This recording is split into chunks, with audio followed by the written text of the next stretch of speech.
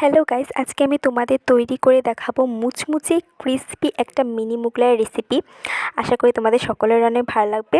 প্রথমে আমি দিয়ে দেব 1 কাপ পরিমাণ ময়দা। এরপর এতে দিয়ে দেব লবণ, কালো জিরে, রান্নার তেল এবং নর্মাল পানি দিয়ে খুব ভালোভাবে মিশিয়ে একটা ডো তৈরি করে নেব। এরপর এই ডোটাকে আমি 30 মিনিটের জন্য রেস্টে রেখে দেব। এরপর অন্য একটা পাত্রে পেঁয়াজ কুচি, মরিচ কুচি, ধনিয়া পাতা, হলুদ গুঁড়ো, জিরা গুঁড়া, ধনিয়া পাতা গুঁড়ো, লবণ এবং একটা ডিম দিয়ে ভালো করে একটা মিশ্রণ তৈরি করে নেব।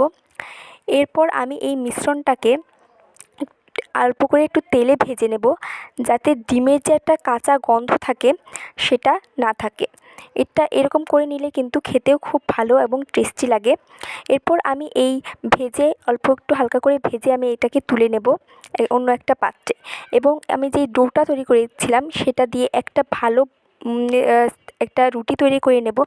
এরপর ডিমের যে পুরটা ছিল সেটা আমি ভালো করে দিয়ে একে একটা মুগলাইয়ের শেপে তৈরি করে নেব। এটাকে ভালো করে চেপে চেপে দিতে হবে যাতে ভেতরে পুরটা বেরিয়ে না আসে।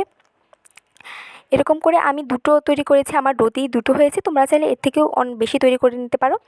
এরপর আমি একে তেলে ভালো করে ভেজে নেব, ব্রাউন একটা কালার করে ভেজে নিতে হবে। ব্রাউন কালার হয়ে গেলে এটাকে তুলে নিতে হবে। তোমরা দেখতেই পাচ্ছ এটা কতটা ভালো দেখতে লাগছে এবং এটা খেতে কিন্তু অনেক টেস্টি হয়েছিল। তোমরা চাইলে বাসায় ট্রাই করতে পারো।